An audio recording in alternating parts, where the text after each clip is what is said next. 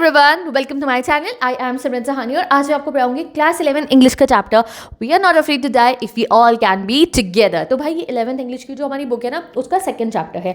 जब आप एनसीईआरटी से आपने ये चैप्टर देखा होगा तो काफ़ी लेंथी लग रहा होगा और डिफिकल्ट वर्ड्स तो भरे ही पड़े हैं इसमें, बट कोई बात नहीं, मैं आपको पढ़ाती हूँ ये चैप्टर बहुत ही आसानी से। तो चैप्टर का नाम क्या है? We are not afraid to die. हम नहीं डरते मरने से अगर हम सब इकट्ठे हो। अब कौन है इकट्ठे? हमारे चैप्टर की मेन फैमिली। इस चैप्टर में हम एक फैमिली के बारे में पढ़ेंगे जिसमें मम्मी है, पापा है और 2 बच्चे हैं, एक बेटा एक बेटी। ये चारों मिलकर एक समुद्री यात्रा पे जाएंगे, अपना जहाज लेके, अपना शिप लेके घूमने जाएंगे और रास्ते में इनको एक तूफान का सामना करना पड़ेगा। यही हमारी सिंपल सी स्टोरी है। तो चलो स्टार्ट करते हैं। तो हमारे नरेटर जो है, यानी कि जो पापा है, जो फैमिली के फादर है ना, वही हमारे चैप्टर के नरेटर हैं। वही हमें पूरी स्टोरी बता रहे हैं और वही शिप के कैप्टन भी रहेंगे मेन वाले। वही अपना शिप चला के जाएंगे घूमने के लिए। ओके चलो स्टार्ट करते हैं। तो जुलाई 1976 की बात है। इनकी फैमिली ने जो है अपनी जर्नी शुरू करी प्लाईमाउथ, इंग्लैंड से। इंग्लैंड की एक जगह है, शहर है प्लाईमाउथ, वहाँ से इन्होंने अपनी जर्नी शुरू करी। ठीक है, अब ये इंग्लैंड से निकल के कहाँ जाने वाले थे? इंग्लैंड से निकल के इन्हें पहुंचना था ऑस्ट्रेलिया तक। तो आप मैप में देखो, पूरा सफर इन्हें कौन सा तय करना था? इंग्लैंड से घूमते घूमते आके इन्हें यहाँ ऑस्ट्रेलिया पे आना था। ये पूरा सफर ये अपना समुद्र के अंदर, अपनी सी के अंदर, अपनी शिप में करने वाले थे। कौन कौन? हमारे जो नरेटर है वो, उनकी वाइफ जिनका नाम है मैरी, मम्मी जो हुई हमारी, उनका बेटा जिसका नाम है जॉनथन जो सिर्फ 6 साल का था, और उनकी बेटी जो 1 साल बड़ी थी जॉनथन से, जिसका नाम था सुजैन, जिसको हम कहेंगे सू।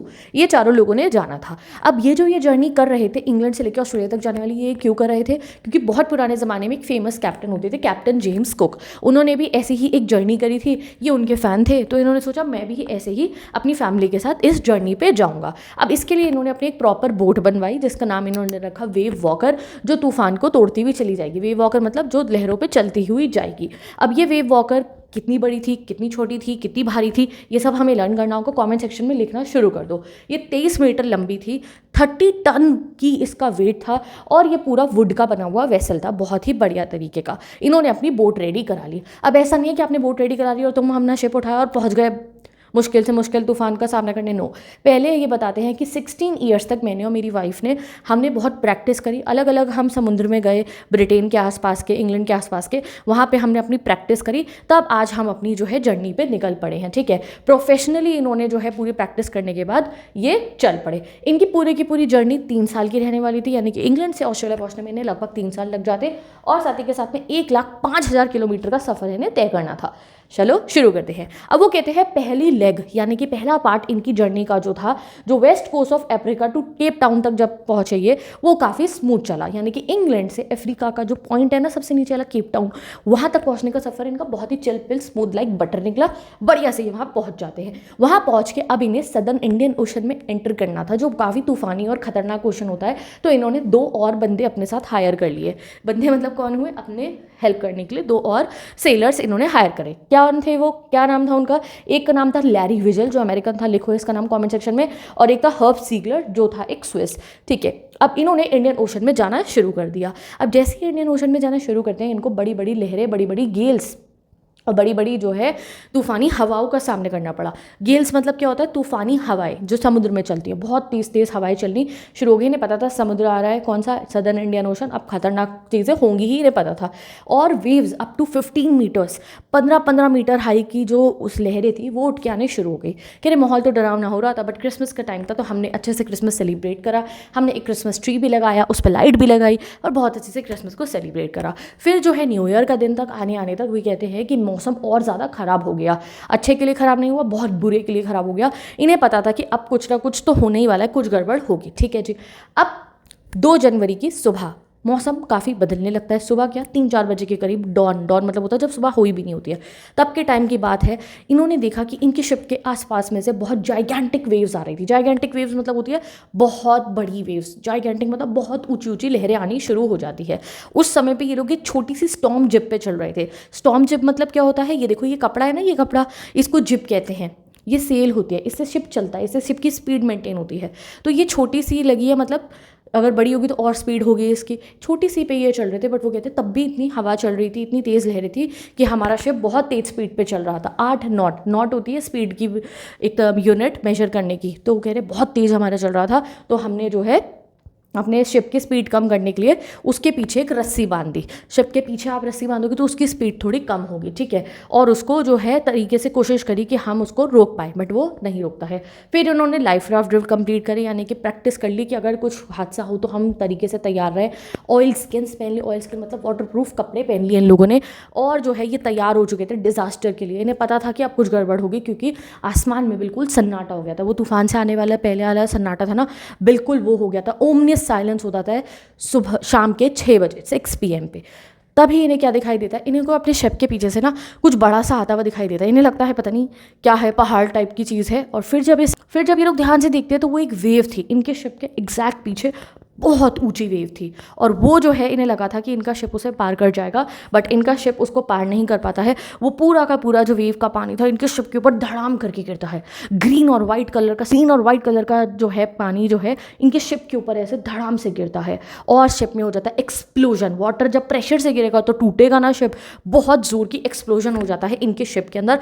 आधे से ज़्यादा इनका शिप जो है वो टूट जाता है। हमारे नरेटर जो व्हील पकड़ के खड़े हुए थे वो गिरते हैं और जो है शिप से नीचे जाके गिर जाते हैं, यानी कि ये समुद्र में पानी में जाके गिर जाते हैं। और ये वहाँ पे जो है इनका मुंह टूट जाता है, बहुत जोर की इनकी रिब्स पूरी टूट जाती है, और नरेटर बहुत ज़्यादा घायल हो चुके होते हैं। And he was about to be, आप कह सकते हो कि ये बेहोश होने वाले थे, मरने को तैयार थे, बिल्कुल मरने वाले थे। इन्हें बहुत चोट लग गई थी और इन्हें ऐसा लगने लगता है, अरे बहुत पीसफुल सा, बहुत शांति का इन्हें एहसास होता है। He was about to die, narrator को इतनी चोट लग गई थी। और इनको ऐसे आंखें जब इनकी बंद हो रही थी, इन्हें दिखाई देता है कि इनका जो शिप था वो कैप्साइज हो गया था। कैप्साइज मतलब होता है बिल्कुल पानी में यूँ उल्टा लेट गया था। शिप भी इनका पूरा डूबने ही वाला था, बट इतने में ही क्या होता है, एक वेव और आती है दूसरी साइड से और इनके शिप को यूं खड़ा कर देती है। अब जैसे ही शिप पलटा हुआ शिप दोबारा खड़ा होता है तो क्या हुआ, इनके कमर पे रस्सी बंधी हुई थी, इन सब ने अपनी रस्सियां बांध रखी थी। तो इवन दो हमारे नरेटर कहाँ थे, पानी के अंदर थे, बट शिप से उनकी रस्सी बंधी हुई थी। तो जैसे ही वो शिप खड़ा हुआ तो ये भी रस्सी के साथ खींचते हुए आए। इन्होंने रेलिंग पकड़ के जैसे तैसे हिम्मत करके ये अपने शिप पे वापस पहुंच जाते हैं। अब जैसे ही शिप पे वापस पहुंचते हैं दोबारा ये नीचे ज़मीन पे गिर जाते हैं। और शिप जब इधर उधर हो रहा था, एक रैग डॉल लिखा है बुक के अंदर। रैग डॉल मतलब होता है कपड़े की गुड़िया, उसकी तरह ये कभी इधर गिर रहे शिप में, इधर गिर रहे शिप में। उस बीच में इनके दांत भी टूट गए, इनकी बहुत हड्डियाँ टूट गई, बट ही कंट्रोल्ड हिमसेल्फ। और इन्होंने जाके शिप के व्हील को पकड़ा और संभालने की अपने शिप को कोशिश करी कि वो किसी वेव के ऊपर ना चढ़े और उसको पार कर पाए। इतने में ही क्या होता है, सामने से जो है दरवाज़ा खुलता है और इनकी वाइफ मैरी निकल के आती है और वो बताती है कि हम डूबने वाले हैं। शिप बहुत तहस नहस हो चुका था इनका। शिप की राइट साइड जिसको कहते हैं स्टार बोट साइड, वो आधी से ज़्यादा टूट गई थी। तो वो जो है बताती हैं उनकी वाइफ कि हम डूबने वाले हैं, शिप को अंदर से बहुत नुकसान हुआ है, पानी अंदर आ रहा था, बच्चों के खिलौने, कपड़े, इनके खाने पीने की चीज़ें, इनकी सारी ज़रूरत का सामान सब पानी में डूब रहा था। और जो है नरेटर बहुत परेशान होते हैं। वो अपनी वाइफ को कहते हैं तुम आके शिप का स्टीयरिंग व्हील संभालो, जो कैप्टन वाला होता है ना व्हील, वो उनकी वाइफ संभालती हैं। और वो अंदर जाते हैं शिप को ठीक करने के लिए और बच्चों को देखने के लिए। दो छोटे छोटे बच्चे भी तो हैं इनके साथ में। अब जैसे ही हमारे नरेटर शिप के अंदर एंटर करते हैं उन्हें दिखाई देता है कि स्टार बोर्ड साइड बिल्कुल ख़राब हो चुकी है और ब्रोकन टिम्बर्स, यानी कि पूरा शिप का टूटे हुए एंगल्स पे अलग अलग टुकड़े उन्हें दिख रहे हैं। उनके सारे का सारा घर का सामान, घर की चीज़ें जितनी भी जो वो यूज़ के लिए अपने 3 साल की जर्नी बनाए थे, सब कुछ पानी में डूब रही थी। उनके जो दोनों सेलर्स थे, अब आप सोचोगे ना वो दोनों क्या कर रहे थे, अमेरिकन और स्विस सेलर जो थे वो पंप लेके पानी को पंप आउट कर रहे थे शिप के अंदर से, क्योंकि अगर वो नहीं करते तो शिप डूब जाता उसी समय। नरेटर जैसे तैसे करके अपने बच्चों के कमरे में पहुंचते हैं। वो दोनों बंक बेड्स जो होते हैं ना, जो दीवार से लगे होते हैं, उस पे थे। ऊपर वाले बंक में से सू को वो पूछते कैसी हो तुम, तो वो कहती है मुझे चोट लगी है, और वो अपनी चोट दिखाती है। आँख के ऊपर उसकी सूजन थी और आँख पूरी काली हो चुकी थी, बट वो कहते हैं कि इस समय मेरे पास चोट पे ध्यान देने के लिए टाइम नहीं था छोटी मोटी। मैंने उठाया एक कपड़ा और मैं चल पड़ा अपनी बोट को सही करने के लिए, क्योंकि अगर वो शिप के राइट साइड को अभी रिपेयर ना करते तो पानी अंदर आता रहता और उनका शिप डूब जाता। ठीक है, तो उन्होंने शिप के हल को, यानी कि उसकी बॉडी को कैनवस, एक टेंट का कपड़ा जैसा होता है ना, उससे ढक दिया। अब उससे क्या हुआ, और पानी तो अंदर नहीं आ रहा था, जितना पानी अंदर था सिर्फ उसी को इन्हें बाहर निकालना था। ठीक है जी। इलेक्ट्रिक पंप तभी इनका जो है क्या होता है, शॉर्ट सर्किट हो जाता है। जिस समय वो काम कर रहे थे ना पानी बाहर निकालना है, तभी एक और मुसीबत आ जाती है, इनका इलेक्ट्रिक पंप शॉर्ट सर्किट हो जाता है। इनके पास 2 स्पेयर पंप और थे। अब इन्होंने उसे ढूंढा तो पता चला कि वो तो पानी में बह के चले गए, और साथ ही के साथ में जो इनकी डिंजीज थी, डिंजीज होती है छोटी छोटी बोट्स, जिससे अगर आपका शिप डूब रहा हो तो वो आप छोटी वाली बोट पे बैठ के भाग जाओ, वो भी चली गई इनकी पानी के अंदर। और इनके एंकर, इनका जेब, बहुत सारे इनके जो टूल्स थे वो सब पानी में डूब के तैर के चले गए थे। ठीक है, अब इनके पास कुछ भी नहीं था। फिर हमारे नरेटर को याद आता है मेरे पास एक स्पेयर पंप था जो मेरे एक रूम में रखा है, तो ये वहाँ जाते हैं और वहाँ से स्पेयर पंप उठा के ले आते हैं। और जो है वो पंप थैंक गॉड काम करता है और उन लोगों ने फिर से पानी को बाहर निकालना जो है वो शुरू कर दिया। फिर उनकी वाइफ वहीं पे थी व्हील के ऊपर, और ये क्या करते हैं, मेडे कॉल्स करना शुरू करते हैं। मेडे कॉल्स मतलब होता है जब आप मुसीबत के वक्त होते हो, डिजास्टर में, तो आप रेडियो से कंट्रोल करके आवाज़ लगाते हो कि आपकी कोई मदद करने पहुंचे।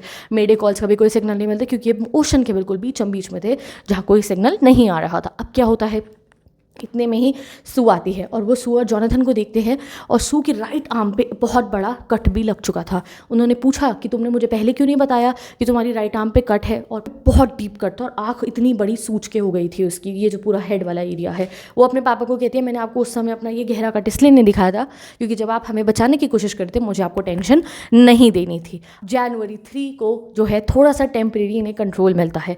15 घंटे बीत चुके थे इनके जो है हादसे को हुए हुए। वाटर लेवल इन्होंने काफ़ी कंट्रोल कर लिया था, यानी कि शिप के अंदर अब बहुत पानी भरा हुआ नहीं था। इनके बोर्ड का जो कील था, कील होता है शिप का मेन पार्ट, जो शिप की ढांचा होता है ना, जो शिप का ढांचा था वो पूरा नुकसान हो चुका था उसका, उसमें अब कुछ भी नहीं बचा था, वो टूट चुका था और पानी आ चुका था इनके पूरे शिप के अंदर। सिर्फ उनका जो हल था, हल मतलब होता है जो शिप का मेन उसका जो है एरिया है, उसको थोड़े बहुत कबर्ड पार्टीशन से इन्होंने रोक रखा था, अदरवाइज़ इनका शिप प्रॉपर टूट ही चुका था। नाउ दे न्यू कि अब ये लोग ज़्यादा लंबा सफ़र नहीं तय कर सकते हैं, ये ऑस्ट्रेलिया तक पूरा नहीं पहुंच पाएंगे, पूरे ओशन को जो है पूरे ओशन को पार करके इन्हें कहीं बीच में रुकना पड़ेगा, ये समझ जाते हैं। और अगर बीच में कोई तूफान आ गया तो ये मरी गए, आप समझ लो, बिकॉज शिप की हालत नहीं थी और वेव्स को झेलने की। तो इन्होंने एक जो है चार्ट निकाला हमारे नरेटर ने और चेक करा, तो इन्हें पता चलता है कि आसपास में एक आइलैंड है जिसका नाम था एम्स्टर्डम। छोटे से आइलैंड्स थे जहाँ पे अगर ये पहुँच जाते तो वहाँ पे एक फ्रेंच बेस था, वो साइंटिफिक उनमें कुछ एक्सपेरिमेंट्स चल रहे थे, वहाँ पे अगर ये जाएं तो ये बच सकते हैं। बट प्रॉब्लम ये थी कि इतने बड़े ओशन में वो 2 छोटे छोटे से आइलैंड अब ये कैसे ढूंढे। तो फिर हमारे नरेटर के ऊपर एक ड्यूटी आ गई थी कि वो कैसे इन आइलैंड्स को ढूंढे, और तभी इन्हें पता चलता है कि इनका जो सेकेंडरी इंजन था वो भी ख़राब हो चुका था, यानी कि शिप धीरे धीरे और ख़राब हो रहा था। 10 घंटे हो गए थे इनको पंप आउट करते करते वाटर, और इन्होंने काफ़ी ज़्यादा कंट्रोल में कर लिया था वाटर को। अब इनकी जो स्टॉर्म जिप थी उसको ये होइस्ट कर देते हैं। स्टॉर्म जिप मतलब जो मैंने कपड़ा दिखाया ना, जिससे पूरा का पूरा शिप चलता है, और ये आइलैंड्स की तरफ जाना शुरू कर देते हैं। फिर जो है फर्स्ट मील इन 2 डेज़ इनकी मम्मी जो है वो खिलाती हैं बच्चों को, थोड़ा सा मीट मिल जाता है इन्हें कैन वाला, बिस्किट्स विस्किट्स मिल जाते हैं, और ये सब लोग वो खाना शुरू कर देते हैं। और तभी इन्हें पता चलता है कि दोबारा तूफान बनने के आसार हो रहे हैं। ठीक है, विंड की स्पीड 40 नॉट पहुँच जाती है, 40 नॉट की स्पीड पर विंड आनी शुरू हो जाती है और सिचुएशन बहुत ही ज़्यादा डेस्परेट हो जाती है। तभी इनका छोटा बेटा जॉनथन इनके पास आता है और पूछता है कि पापा क्या हम मरने वाले हैं, are we going to die. तो ऑथर कहते हैं मुझे नहीं पता। तो फिर वो उन्हें जवाब देता है I am not afraid to die if we all are together, यानी कि मैं नहीं डरता, अगर हम सब इकट्ठे हैं तो हम मर भी गए तो क्या हो गया है। अब जैसे ही वो जॉनथन की ये बात सुनते हैं ना कि उसे मरने से डर नहीं लगता, हमारी नरेटर के अंदर एक अलग सी मोटिवेशन आ जाती है कि मेरा इतना सा छोटा सा बेटा नहीं डर रहा है। तो वो सोचते हैं कि मैं अपनी पूरे के पूरे शिप को पहले ठीक करूँगा। बहुत सारी चीज़ें उठाते हैं और जो है हथौड़ा उठाते हैं, कीले उठाते हैं, कपड़ा उठाते हैं और एक नकली एंकर बनाते हैं। एंकर होता है जिससे आपका शिप रुकता है ना वो, तो ये कुछ बड़े बड़े बैरल्स लेते हैं, उनमें रस्सी बांधते हैं और उसको शिप के पीछे से एंकर बना के नीचे गिरा देते हैं, जिससे इनका शिप तूफान को झेल पाए अगर तूफान आई तो। और बहुत सारे जो है कपड़ा वपड़ा लगा देते जहाँ जहाँ से पानी अंदर आने के आसार थे। तो एक इन्होंने जुगाड़ से अपना एक एंकर बनाया जिससे स्पीड कंट्रोल हो पाए बोट की, और साथ ही के साथ में अपनी वाइफ के साथ ये अपने शिप में बैठ जाते हैं वेटिंग फॉर देयर एंड। तो इन्हें अब लग गया था कि अब की बार वाले तूफान को हम नहीं झेल पाएंगे, तो they were literally waiting for the end, वो वहाँ पे बैठ जाते हैं। बट ऐसा कुछ नहीं होता, तूफान नहीं आता और अगले दिन 6 जनवरी की सुबह वेदर थोड़ा सा ठीक हो जाता है। जैसे ही वेदर ठीक होता है हमारे नरेटर क्या करते हैं, सेक्सटेंट पे जो है रीडिंग्स लेनी शुरू करते हैं, जिसमें हवाएं देखते हैं, मैग्नेटिक फील्ड देखते हैं और पता लगाने की कोशिश करते हैं कि वो दोनों आइलैंड्स कहाँ हैं जहाँ जाके ये बच सकते हैं। अब इन्हें पता चलता है कि वो 2 आइलैंड्स कहाँ पे है, वो सिर्फ 65 किलोमीटर वाइड आइलैंड है पूरे के पूरे ओशन के अंदर। तो आप सोचो कितनी बड़ी जिम्मेवारी है, इतने बड़े ओशन में 65 किलोमीटर के 2 छोटे छोटे से आइलैंड अब उनको ढूंढने थे। वो सोच ही देते हुए मैं उन्हें कैसे ढूंढूंगा, तभी उनकी बेटी सू आती है और छोटा सा हैंडमेड कार्ड लेकर आती है अपने मम्मी पापा के लिए, जिसपे छोटी छोटी कैरिकेचर्स और फिगर बने हुए होते हैं, कैरिकेचर्स बना रखे होते हैं और लिखा होता है, कितने फनी है ना ये, और लिखा होता है कि आई लव यू बोथ, यानी कि मम्मी पापा को लिखती है I love you and let's hope for the best, कि काश कुछ सब कुछ अच्छा हो जाए। वो ऐसा कार्ड देती है अपने फादर को। जैसे ही वो अपने बेटी का ये कार्ड दिखते हैं हमारे नरेटर, उनमें फिर से एक अलग सा जोश आ जाता है। सू का वो कार्ड देख के नरेटर पहुंच जाते हैं चार्ट रूम के अंदर, हवाओं का पता लगाते हैं, मैग्नेटिक फील्ड्स देखते हैं, अगेन सबको चेक करके पता लगाते हैं कि कहाँ जाना है उन्हें उन आइलैंड्स तक पहुंचने के लिए। वो शिप के डेक पे यानी कि शिप का जो मेन टॉप फ्लोर होता है वहाँ जाते हैं और लैरी को कहते हैं, लगभग 2 बज रहे थे वो, कि 185 डिग्रीज की तरफ आप मोड़ लो अपने जो है शिप को, और मे भी अगर हमारा रास्ता सही रहा तो 5 बजे तक हम उन आइलैंड्स पे पहुंच जाएंगे। कैलकुलेशन करके थक चुके थे और उन्हें पता नहीं था, क्या पता उन्हें आइलैंड मिले, क्या पता उन्हें आइलैंड ना मिले ये 185 डिग्री पे मोड़ने के बाद। तो वो अपनी रूम में जाके अपने बंक पे जाके सो जाते हैं। वो कहते हैं लगभग मेरी आंख लगी गई थी, एकदम से क्या होता है उनकी आंख खुलती है और उनके सर के सामने एक बड़ा सा सर आ रहा होता है। क्या होता है वो उनका बेटा जॉनथन होता है और वो आके अपने पापा को जोर की हक कर लेता है और कहता है you are the best father in the world and best captain in the world. यानी कि हमारे नरेटर ने जो कैलकुलेशंस करी थी वो बिल्कुल ठीक थी। वो अपने बच्चों के साथ शिप के फ्लोर पे जाते हैं और उन्हें दिखाई दे जाते हैं उनके सामने वो दोनों आइलैंड्स, आइल एम्स्टरडैम, जो बिल्कुल उनके सामने थे। अब वो बच चुके थे, वो जाके उस आइलैंड पे रुकते हैं। अगले ही दिन सुबह उस आइलैंड में जितने भी लोग रहते थे वो आ जाते हैं और वो उन लोगों को बचा लेते हैं। तो उस आइलैंड के अंदर ना सिर्फ 28 लोग रहते थे, वो सब आके उनको बचा लेते हैं। वो कहते हैं वो कुछ भी नहीं था, वॉल्केनिक रॉक का एक छोटा सा पीस था, बट मुझे, मेरी वाइफ को, हम लोगों को वो दुनिया की बेस्ट जगह लग रही थी क्योंकि उससे वो बच गए थे। अब अगले दिन सुबह होती है जब वो लोग बच जाते हैं तो हमारे नरेटर को याद आता है। वो कहते हैं ये जो आइलैंड हमें मिला है आज जो हम बच चुके हैं वो मेरी वजह से नहीं बचे हैं, वो लैरी और हर्ब की वजह से बचे हैं, जो पूरे समय मैडमैन पागलों की तरह पंप आउट कर रहे थे पानी, क्योंकि अगर उन्होंने पानी शिप से बाहर ना निकाला होता तो वो तो तभी डूब जाता। वो अपनी वाइफ के बारे में सोचते जिसने इतने बड़े तूफान में स्टीयरिंग व्हील को संभाला था, जो शिप का व्हील था उसको संभाला था, और अपनी छोटी बेटी सू जिसने जो है सर की इंजरी, अपने आर्म की इंजरी के बारे में नहीं बताया फादर को, बाद में उसके पता नहीं कितनी सर्जरीज हुई थी वो हेड इंजरी सही कराने के लिए। और लास्ट में उन्हें थैंक करते हैं वो अपने बेटे जॉनथन को, जिसको डर नहीं लग रहा था मरने से अगर वो सब साथ में हो। और यहाँ पे हमारा ये चैप्टर जो है वो एंड हो जाता है। और इस चैप्टर के बहुत ना इंपॉर्टेंट क्वेश्चन आते हैं हमारे एग्जाम के अंदर, उसके लिए आप मेरे चैनल को सब्सक्राइब करो, मैं आपको सारे इंपॉर्टेंट क्वेश्चन कराऊंगी।